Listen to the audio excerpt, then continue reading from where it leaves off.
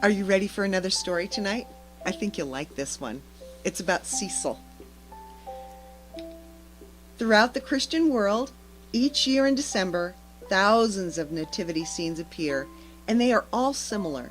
The Holy Family with the Christ child, the shepherds and the sheep, sometimes one or more angels, and always three wise men and their camels. One of the camels is slightly larger than the other two, although almost no one knows that the camel is named Cecil. Cecil, the son of Caleb, son of Cyril, son of Cornelius, was born a very small camel on a very cold February night. His mother Colantha and his father Caleb were part of a large caravan crossing the Dashti Kavir, or salt desert of northern Persia. The caravan had stopped that night in a small group of sandhills in the open desert.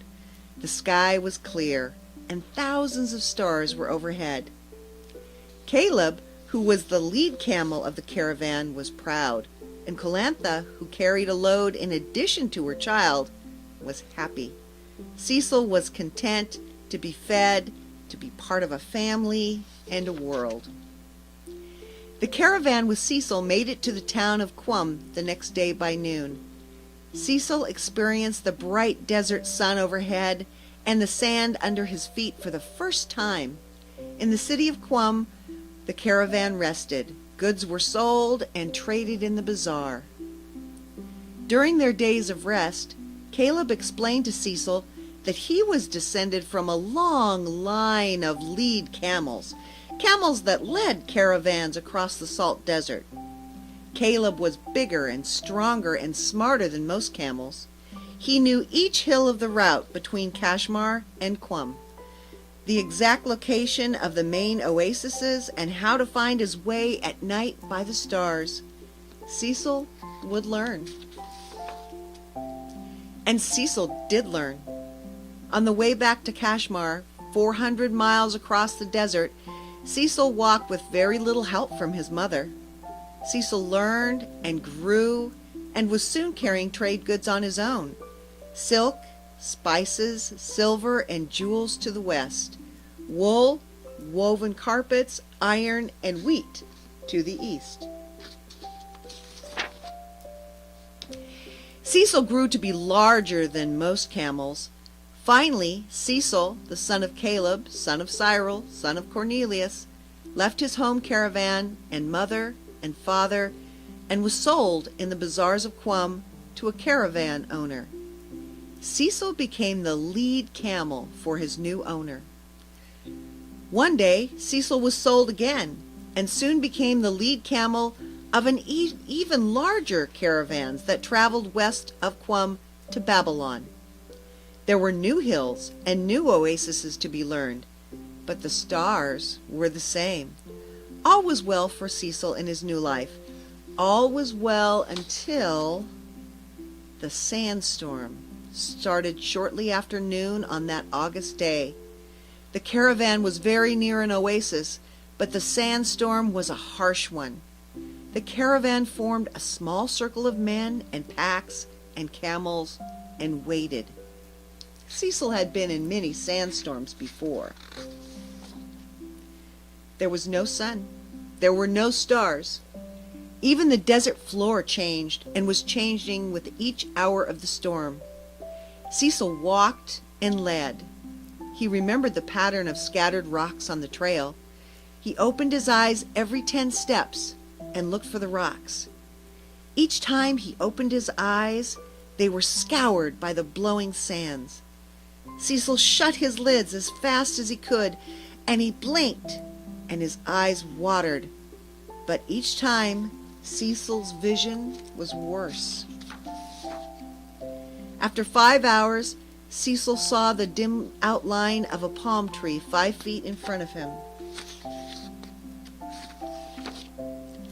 The oasis was found, and the caravan was saved. 2 days later, the sandstorm had stopped, and the caravan left the oasis. Across the remaining desert to Qum it went. In Qum, Cecil was a hero. His owner praised him and told everyone how Cecil had led them through the sandstorm to the oasis. The only other caravan caught in the open desert at the time of the storm had perished. Cecil was given the best food and slept in a stall near the bazaar. It was a time of festival, and the bazaar was colorful in gold and red and blue. Cecil saw none of this because Cecil was now almost blind. Oh, that's sad. Cecil stayed in his stall by the bazaar when his caravan went out on its next trip to Babylon and was well taken care of. When the caravan returned, Cecil was still blind. On the next caravan out of Qum, Cecil carried a load, but he did not lead. He was tied to another camel. Cecil was not happy, but he was a very faithful camel, and he did his job. Months passed, years passed. Cecil's owner grew old. Cecil was sold again, his heroic saving of the caravan in the sandstorm forgotten. He was sold to an astronomer who lived in Isfahan in the south. Cecil was chosen because he was large and strong and gentle. Most of the trips his new master went on were short trips into and out of Isfahan. Cecil was guided with reins, and if he occasionally stumbled on the rocks he could not see, he recovered quickly. Cecil became happy again. If he was no longer a lead camel and could not see, he led an ordered life that was not harsh. Then one cold December night his master Balthazar saw the rising of a new star and was filled with awe. Old records were consulted. Soon Cecil was saddled and loaded for a long trip. The star was bright enough that Cecil could faintly see it through his scarred eyes. Cecil and Balthazar set out in the direction of the star. They were joined by two other astronomers who had also seen the star and were following in its direction. Cecil and Balthazar brought up the rear as they traveled from the east. Cecil felt the majesty of the adventure. The three wise men were quiet as they traveled by night, following the star, and rested by day. They came to Jerusalem, and then to a small town nearby. Cecil sensed the journey was coming to an end. In Bethlehem, a small town, they found their way to a stable on the edge of town. There the three astronomers, Caspar, Melchior, and Balthazar, stopped. Cecil could smell the sweet hay and was aware of the other animals and humans. His master and the others opened some of their packs, and the smells of frankincense and myrrh blended with the other smells. Cecil's sense of smell was very good, and so was his hearing. The animals were all silent, and the humans kept their voices low, and there was awe and wonder in them. Cecil lay down.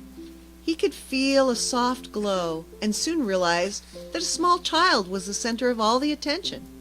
Cecil brought his head over to where the child lay. Cecil felt a small hand reach out and touch his nose, and then it touched his left eye, and then his right eye. His eyes burned and filled with tears. The tears fell, and the whole scene came into focus for Cecil. Cecil, who had not seen for many years, saw before him a small child wrapped in layers of cloth. A man and a woman were on either side. His master and his two friends were on the other side, kneeling and opening their gifts. Overhead, the new star shone in silent glory. Cecil could see. The small hand reached out for Cecil's face again. Cecil nuzzled, then licked the tiny hand. Cecil was filled with happiness. He put down his head beside the manger, and he slept. The trip home was glorious. Cecil could see. The world was clear.